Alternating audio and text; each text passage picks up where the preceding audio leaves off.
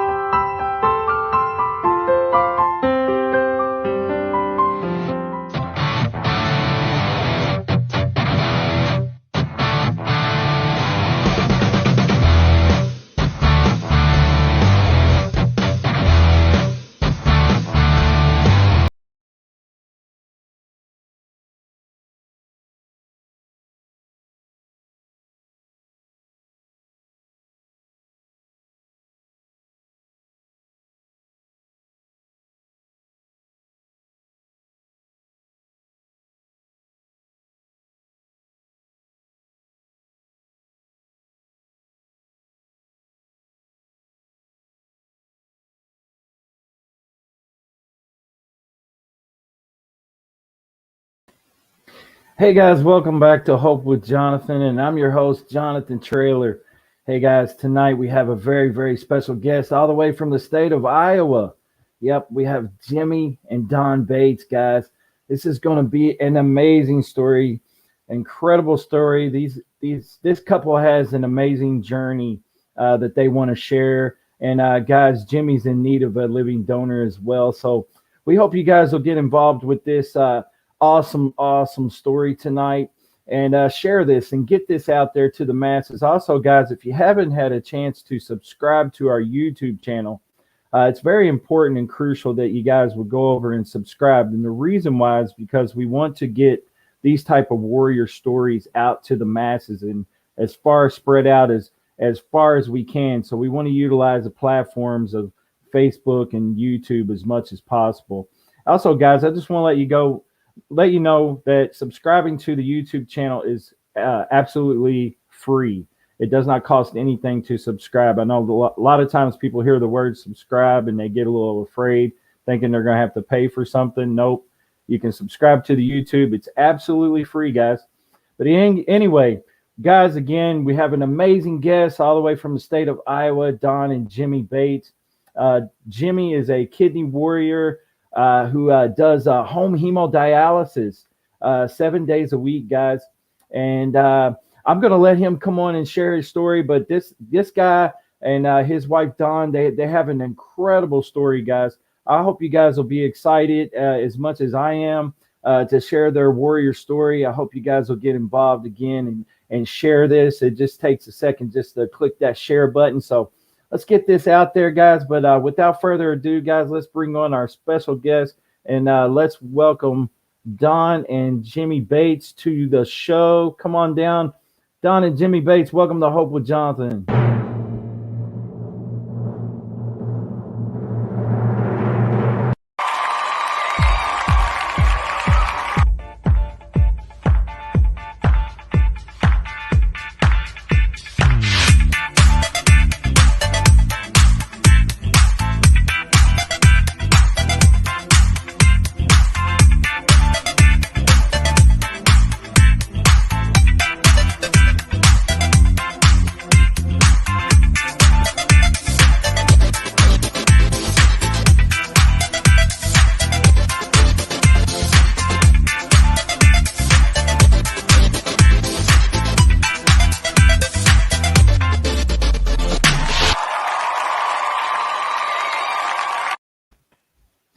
Hello, welcome to the show, Don and Jimmie.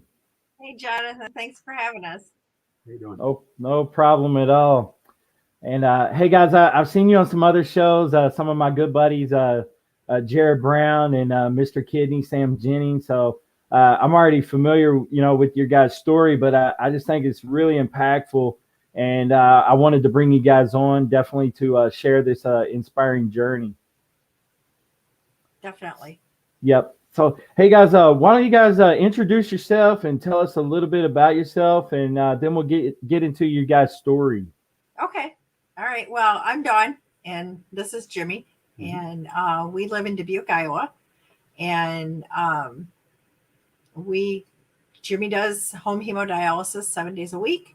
But we met when we were 12 years old, and grew up together, and he was always trying to get me to go out with him. But, I just kept running. And then many years later, 25 years after we were out of school, we reconnected through a mutual friend and started talking, and whirlwind romance. 5 months later, we were married. Oh, wow. Yeah. It was pretty quick. Did you have any clue what you were getting into? No, he asked me that. He says, "Do you know what you're getting yourself into?" And it was like, sure. Yeah. I thought, yeah, absolutely I did. Why? Because I was a CNA and I was a med aid and I was a restorative aid. And so I had this medical history when in fact I had no clue. Yeah. Dialysis is a whole different animal. It is. Oh, for sure. For sure.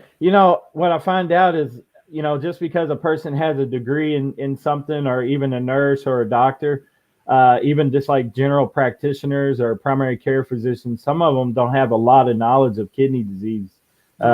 You start mentioning some technical or, terms that of because of the, all your history and knowledge of being a kidney patient, and then you start talking to them about certain medical terminology and things, and they kind of start looking at you like, I'm not really familiar with that. So right.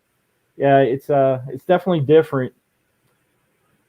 So Jimmie, why don't we roll back the clock a little bit, and you can talk to us about how you first got diagnosed with kidney disease. It was in 2008, and I was having trouble with my vision, actually. I didn't know that I had anything going on with my kidneys at all. And I went to get my eyes checked at the eye doctor, and they checked my blood pressure because, I don't know, I guess they just decided to check my blood pressure because they thought it might be a little high. So they checked it, and it was way too high. I mean, it was like 200 and something over like 108.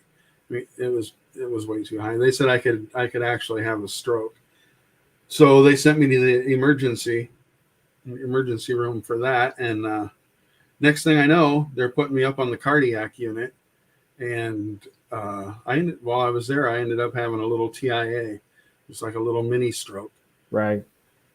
So, yeah. And then next morning, they ended up coming in and said that I was in kidney failure and I was going to have to start dialysis. So it was just like an immediate thing. Your blood pressure was high, and then you just got diagnosed in the hospital. Then they said you're in kidney failure. My blood pressures had been high off and on for years, and I really didn't do much about it. I'd get headaches. I'd take Tylenol. And then later on, as my kidneys had started to decline, which I didn't know they were, I was just starting to gain a lot of fluid, and I was still drinking at the time. So some of it I thought might just be a beer belly or something. You know what I mean? Yeah. I was, and my ankles and feet had started swelling. Yeah. So I just loosened my boot laces. Yeah. I had no clue. It's like, yeah, I guess I'm getting kind of fat. But I was back then. I was up to like 275 pounds. I was a big guy. Yeah. And yeah, I remember whenever I went into kidney failure, looking back, there was a lot of different symptoms that I kind of ignored and pushed away. Yeah. Because of the fact I didn't have a lot of education on kidney disease. Exactly. And so I was walking around with swollen ankles as well. I was having problems with my vision. Mm-hmm. My blood pressure was off the charts as well. Because when your kidneys aren't functioning properly, your blood pressure is out of whack, because your kidneys kind of help control your blood pressure. Yeah, and I know that now. Yeah.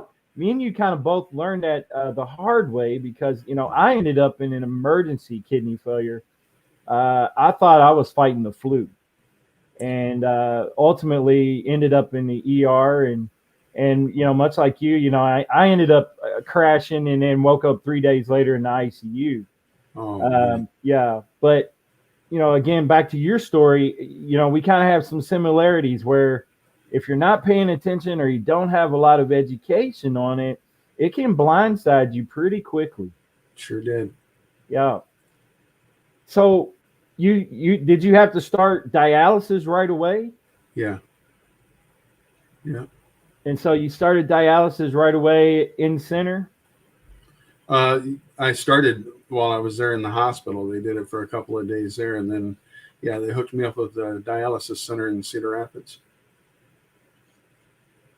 All right. So we got a lot of people watching, guys. Just really quickly, just want to send a shout out to Jared Brown and the Warriors Quest Show. Thank you for tuning in. We got Shane Blanchard from Midwest Kidney Warriors tuning in. Shout out to Shane. Chelsea Roman, appreciate you tuning in. Also, we got Kyle Hawkins from KWM in Toronto, Canada. Appreciate you watching, brother. But so let's get into the how you ended up eventually going from an in-center dialysis patient into home hemodialysis. Go ahead. Okay, this is the story. Shortly after we were married, because he was on dialysis when we got married. Okay. Mm-hmm. And shortly after we got married, the home dialysis nurse approached us and said, "Would you be interested in doing home dialysis?" And he said, "No, forget it. I had a friend that was training to do PD, and he died, and you guys are better qualified, and no." And I am a very, very pushy wife. And I just said, "Look, dude, you know what? Go experience the difference. They have a program. It's called Experience the Difference. Go try it. If you don't like it, you can go right back to your chair. You're not out anything. You're not going to miss a thing." And he did. He went in the next day or the next week, and he did the Experience the Difference. And how quickly did you start feeling better? I noticed a difference the first day. I wasn't wiped out. Like when I was in center, I was wiped out usually. Yep. But once they ran me on the little machine, it wasn't like that at all. I felt great when I was done. And the first time around, he was doing it, we started training the following week. Yeah. And, we know everybody's training time is different. Everybody learns at a different pace. Right. There are things that pop into their lives. And so, our training, we did 5 weeks of training, 5 hours a day for 5 weeks. 5 hours a day, 5 days a week for 5 weeks. Yep. And it's a big commitment, that alone scares people. But what they don't realize is that once they've made that commitment, once they get through that training, they only have to go into that center once a month. And now with all the COVID stuff and the telehealth being approved, you only really have to go in there every third month. Yeah. That's that's a awesome bonus. too. Yeah, it is. It's awesome. So ultimately, like, was you guys surprised about the supplies and stuff? How did you guys handle the supplies part? Because I remember I got my first supply delivered here, and it was like 74 boxes, and I was like, "Wow, what am I going to do with all this?" Yeah, that very first shipment is a bit overwhelming, but then after that, once you got that first shipment, then it's just restocking Maintenance. and seriously, his average shipment is 12 boxes a month. So 12 boxes. And he does dialysis 7 days a week now. So yep. Well, we were talking about Lou backstage. He's popped in, so shout out to Lou. Hi, Ortiz. Lou. Hey, Lou. Can't wait to see you tomorrow. Yeah. Lou's gonna be on the Warriors Quest show with Jared Brown tomorrow night, so you guys go check that out. Shout out to Lou Ortiz. Appreciate you tuning in from the Green Heart Squad. Yes. But so that part can be kind of intimidating when some people think about possibly switching to home hemo or peritoneal. Is all of the supplies, and what am I going to do with this? And so that's one thing you definitely have to take in regard to thinking about it, because you have to think, well, where am I going to put the supplies? Where am I going to keep the machine? Do you guys have any pets or animals or anything? We do. Yeah, we have a cat and a ton of grandkids. So I mean, and they're here all the time. I mean, there's 3 of them in the other room right now. Yeah. All okay. Right? They're always here. And but yeah, we have a cat that she doesn't get on him or near him when I'm cannulating him, when I'm putting his needles in. But there is she'll come and visit sometimes throughout, but always when he's done, that last click of that machine, she just knows. And she comes to see him to get her head rubbed and get some loving, Yeah. Yeah, my friend in Toronto, his wife just went on peritoneal. Mm-hmm. And so he's commenting saying that she just got her first delivery, 52 boxes. Ouch. Wow. So that's a lot of boxes. Yeah. One thing I remember was I'm pretty strong now, and I was always a strong guy. But once I went into kidney failure, man, my strength just went down to hardly anything. And then once I was in center for like 10 months, I was a lot better, but I still didn't have the strength back that I did once I switched over to home hemo. And one of the reasons was because I was getting more treatments a week versus waiting, I was only getting the 3 days a week, and that's only like, I don't know, it's like 15% of a kidney function when you're going, like that 3 days a week in center. Yep. And it's not as effective, I think, as when you're on home hemodialysis. Well, that is, the thing is in center, that is the bare minimum to keep you alive. Yeah, that's it. That's really and it's it. like I guess after experiencing home and seeing. Because this man is not the man I married, okay? The man I married was tired and used up and wore out. And I hate using the word useless, worthless. But that's how I felt. But that's how, it's. I had 15 minutes to get him from the center to home. Yeah. And he was cash. That was it. He was done for the rest of the day. And like you were saying, you really don't have any strength. No. I used to be a wrestler when I was in high school, and I used to move furniture for years. I moved furniture. I used to throw couches around and carry them upstairs by myself. Wow. Which is probably not very good for my back. That might be part of the reason why I have back problems now. But I mean, when I was younger, I was young and strong. And you lose that. Mm-hmm. Yeah, you do.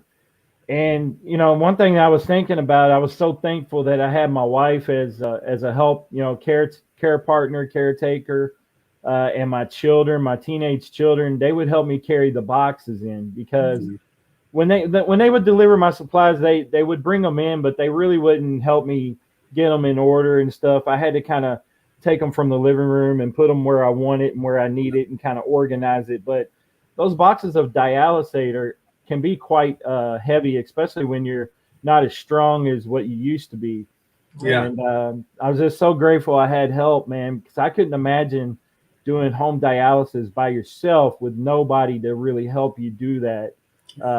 Especially if you were, older or, someone up in age. Yeah. So you guys are definitely work together and Oh, for sure. with your supplies and stuff. Oh, My absolutely. grandkids even help. They Yeah. help carry the boxes. Yeah, because we live in a second floor apartment and it's a very small apartment. And when we get our supplies, like we just got a shipment the other day, and the grandkids will help carry the boxes in. I'll tell the delivery guy, no, the grandkids got it. Don't worry about it. And they'll bring the boxes in, and then I just I rotate them in the closet. I have one closet for my boxes. I have one cabinet with all of my um, axillary or the needles, the gauze, the tape, all the extra everything stuff. else that I need. And it looks like it's just a cabinet. People don't even know what's in there. And unless you see the machine in the corner, you have no idea we do dialysis. That's awesome. That's awesome. Yeah, teamwork. Lou Ortiz says teamwork. Teamwork makes the dream work. That's Amen. true. So it's awesome, man. Support is crucial when you're battling a chronic illness like kidney disease, kidney failure. So support, help, any way you can get help, somebody to help you out. And family is great. If you have family, friends, anybody that can help you out. But you guys sound like you got it all covered. You got the grandkids chipping in too. So that's awesome. That's awesome, man.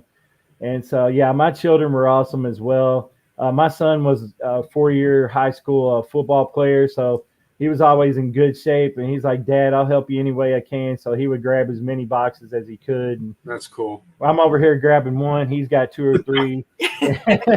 And he's kind of laughing at me because I'm kind of shuffling along. And then he's got 2 or 3 of them. So, Yeah. But you know what? It made it really a family effort. So I think that's definitely key when you want to do home dialysis. And let's go back and talk a little bit about the animal situation, because some people get kind of freaked out when you talk about animals, and some people are thinking, well, I've got all these pets, or I got a dog or a cat. Mm-hmm. You guys haven't had any problems at all, huh? No, we used to have 3 dogs with us when I first started, and they stayed off of me, except for the Chihuahua.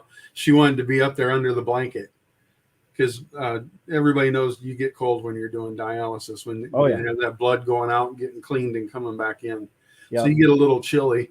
And that Chihuahua had to jump up there under the blanket with me and hang out. But she got kind of aggressive. She wouldn't let anybody, like when I was done, Dawn would come over and pull the blanket off of me. She'd start growling. She didn't want anybody messing with me. She got way overprotected. She did. And she was little, but she didn't mess around. We had a pit bull, and she used to chase the pit bull around the yard. It was pretty funny to watch. Yeah, I bet it was. Go ahead, Don. No, I was just going to say, having animals has never been an issue. I know people are like, oh, well, you have to have a sterile environment. You do not have to have a sterile environment. You do need to wipe down your machine, and you got to have a clean space to work. Have a clean space and do your good hand washing and sanitizing and wear your gloves and clean your sites appropriately. That's what's key. I mean, because if we really needed to have a sterile environment, we wouldn't have been able to take our machine and go to a motorcycle rally and camp in a tent, run off a generator, surrounded by 10,000 bikers. Yeah. Yeah. I mean, let's face it. Home is as clean as you can get it, but it's not a hospital, right? No. And so you do your best, and that's that's what you're gonna do. Is you clean the machine, like you said, and I have 2 cats, so I was able to do home dialysis with 2 cats. So. And we didn't have any problems at all. I mean, they never got into the supplies. Of course, I kept my supplies, the tape and the gauze and gloves. I had a closet that I was able to clean out, and I put all of my supplies in there. And, they never messed with it. They never messed with the boxes. I never had any poked bags or anything. They didn't mess with it. I don't know what it was. They never climbed on the machine. or anything. And I kept my machine. I bought a cart from Harbor Freight Mm-hmm. with wheels. It had caster wheels on it. I think I spent like $50 on it, and brought it home, put it together, and I put the machine on the cart so that we could kind of push it around the house or push it in a bedroom out of the way if we needed to. And because that machine weighs like what, 60 pounds or something like that. A little more than that, and then you add the pure flow to that. Yeah. It's like that's a what? Yeah. Hey, you guys are using the pure flow? Yeah. Okay. Yeah. I actually had to hang bags. Oh, that's why you had so many supplies. Yeah. I hung bags. They felt in my center that hanging bags would be better for me than the pure flow for some reason. Okay. And so that's why I ended up hanging bags. So I had to hang how many bags? They had me on 5 bags per treatment. Yep, that's what Jimmie does. If we do bags. And actually, we're getting ready to. We're going to go on an RV tour here a week from Friday. We leave and we're going to go to our good buddy Mike Ashley, who is on with us tonight. And shout out to Mike. Yeah, we're going to go hang out with him for a week. And during the day, we're going to be at the dialysis centers doing Jimmie's dialysis out of a travel trailer, out of the RV. Yeah. Showing people that, hey, there's another way. Yeah, you don't have to be stuck in center doing it. Yep. So sure. We make it work for us. We ran it out of hotel rooms. Yep. At our kids' place, went and visited them and ran. We went to North Carolina for a week with another good buddy of ours, Tim and Shelley, and that's an interesting story. Yeah, we ended up we went to North Carolina for a week, got a cabin in the mountains, had an amazing time. The last day, the engine in my car went out, and I had no supplies left. So we're 900 miles from home. And planned on being home that night. Right. So it's like, okay, what do we do? Well, guess what? We bought a truck and we headed home, and everything went the way it should have went, and he didn't miss a beat. That's awesome. So, talk a little bit about how that you felt better mentally, because I'll tell you why. When I was in center, I felt like I was institutionalized, and I felt like I was locked into that schedule. Like I was Tuesday, Thursday, Saturday.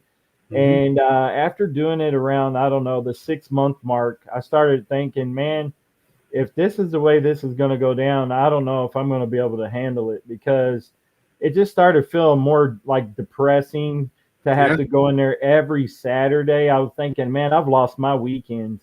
I can't, I don't know if I can do this. There's got to be another way. And thank God that home dialysis came my way, because it liberated me and got me out of that schedule. Now I could do dialysis on my time. So talk about how home dialysis kind of changed your mindset. Yeah.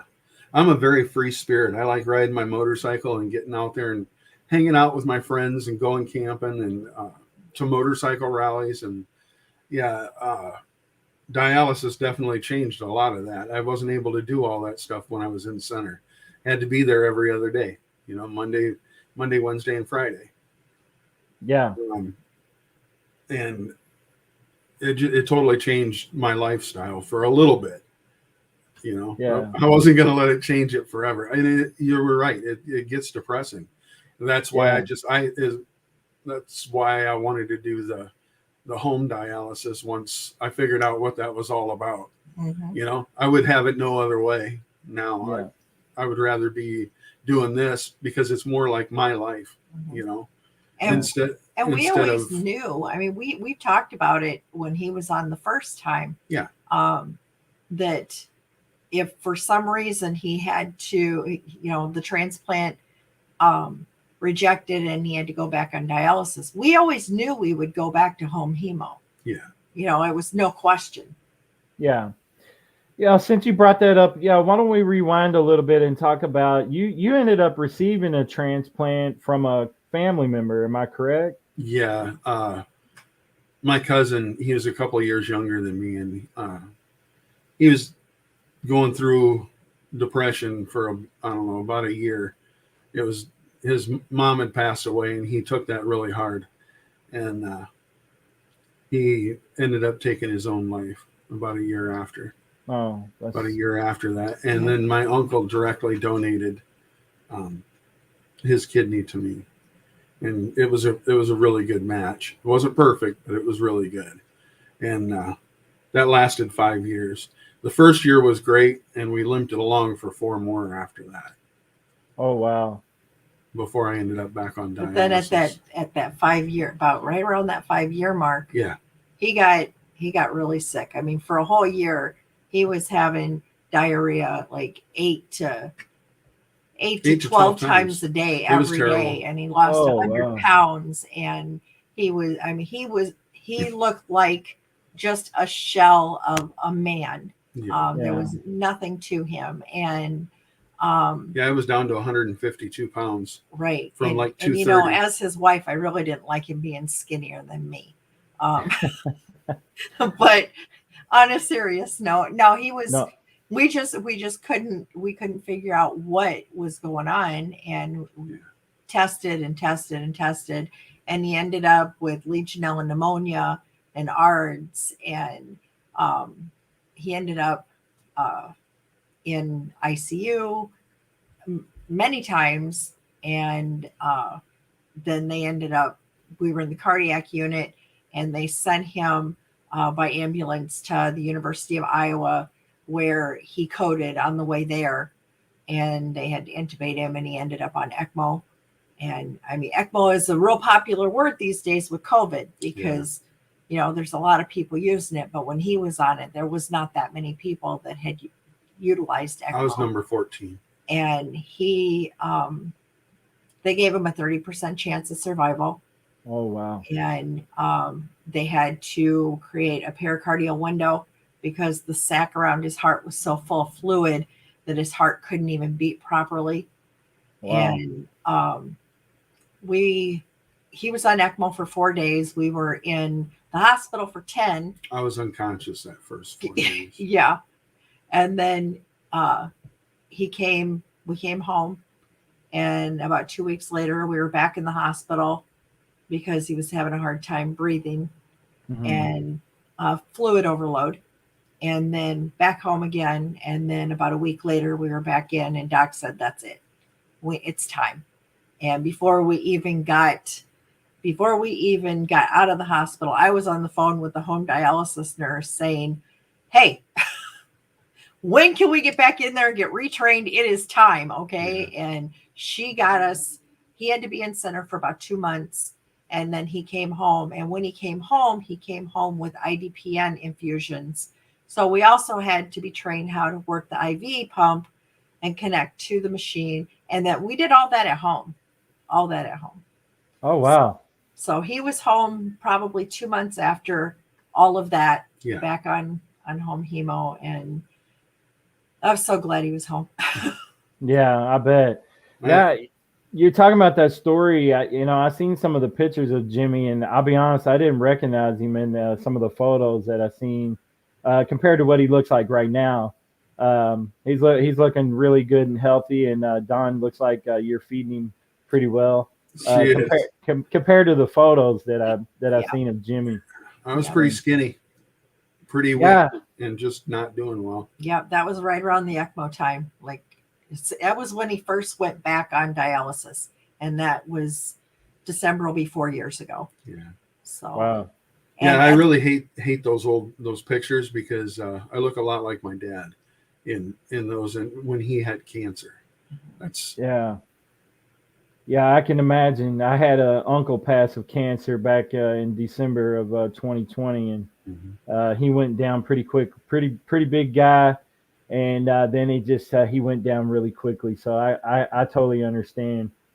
But your story is amazing. I mean, you're truly a warrior. Some of the things that you've talked about that you've experienced, it's just amazing.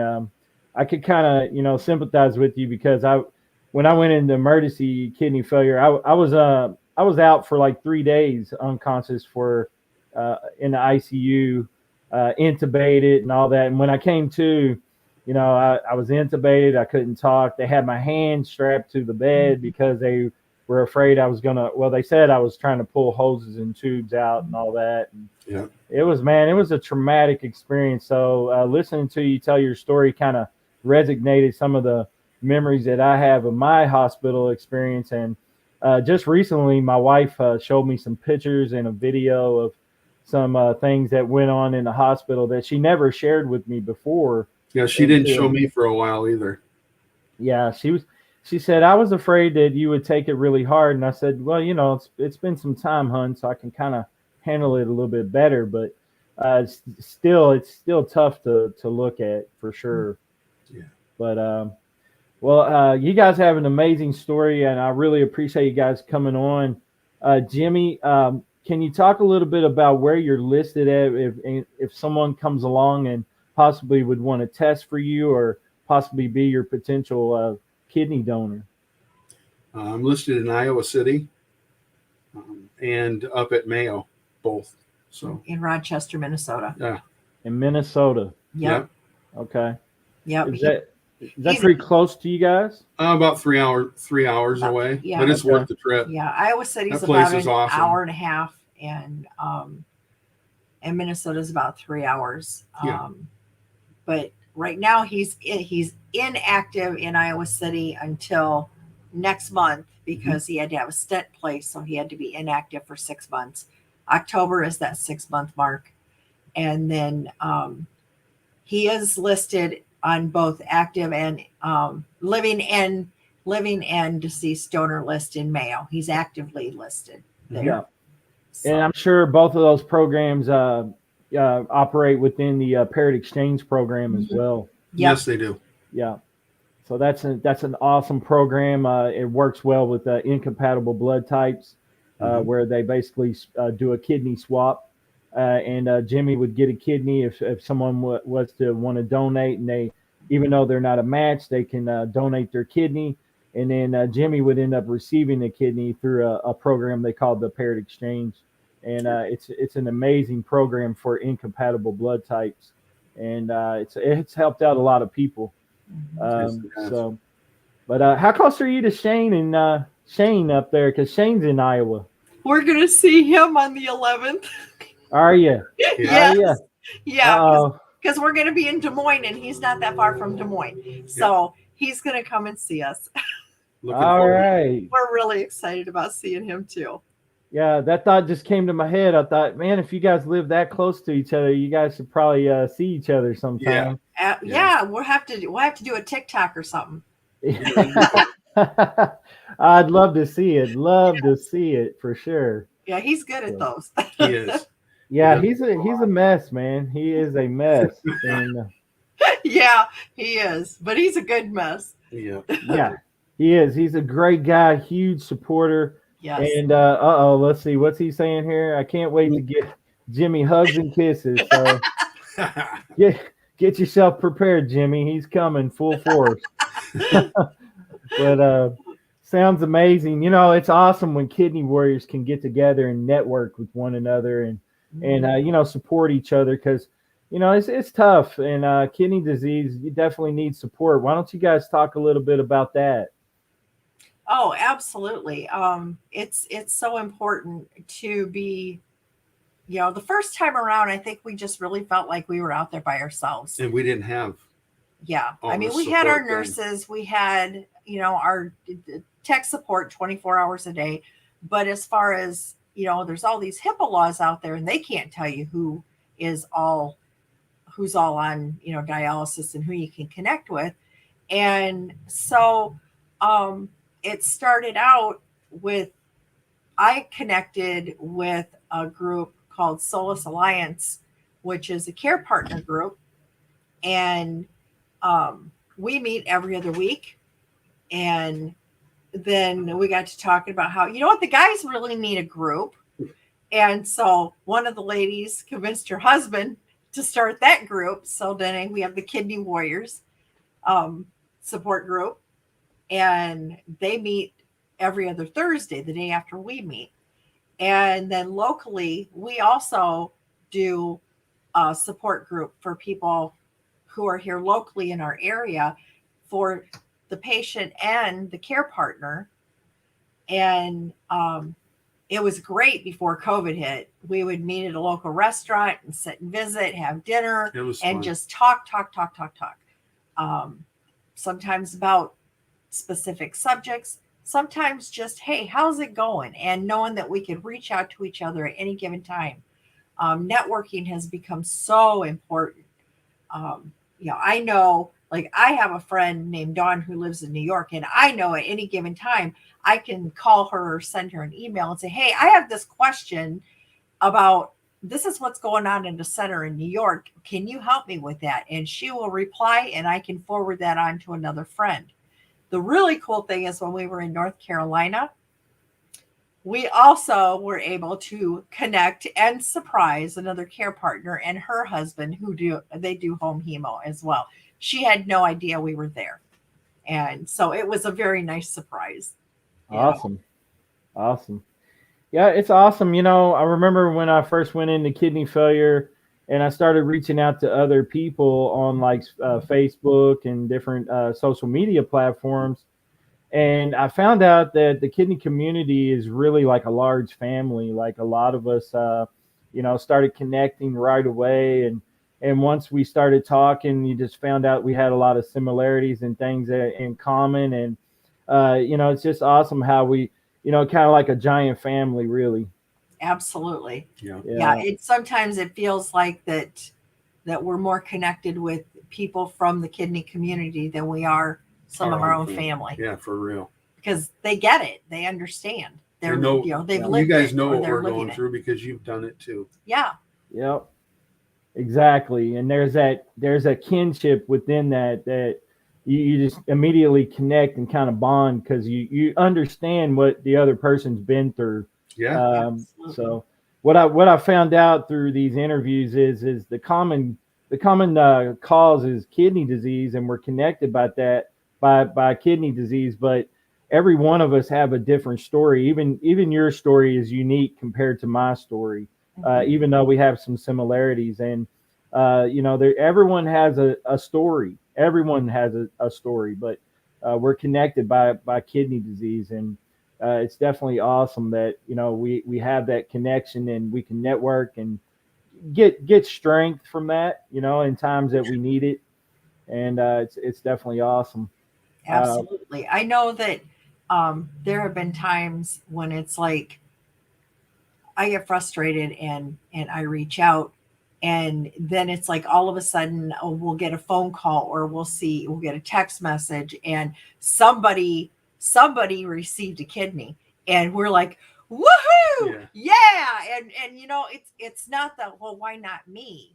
It's, oh my God, I am so happy they got that kidney. Yeah. It's Yeah. and Yeah. I've not seen that, I guess, in what you call normal life. We are there to support and cheer on and encourage Yeah. each other, Yeah, absolutely. Yeah, even before I got my kidney, I was sharing other people's posters and sharing other people's pages, and I just felt like, we're all in the same situation, so why not help somebody else, even though I hadn't got my kidney yet. Yeah. I thought, I'll put it out there and I'll share this. And I think genuinely that people should think about doing that for other warriors. It's not a selfish thing to do, to share for other people or to be excited. Even though you may need a kidney yourself, it's okay to be excited for someone else that gets that gift of life and gets that chance. Mm-hmm. And I think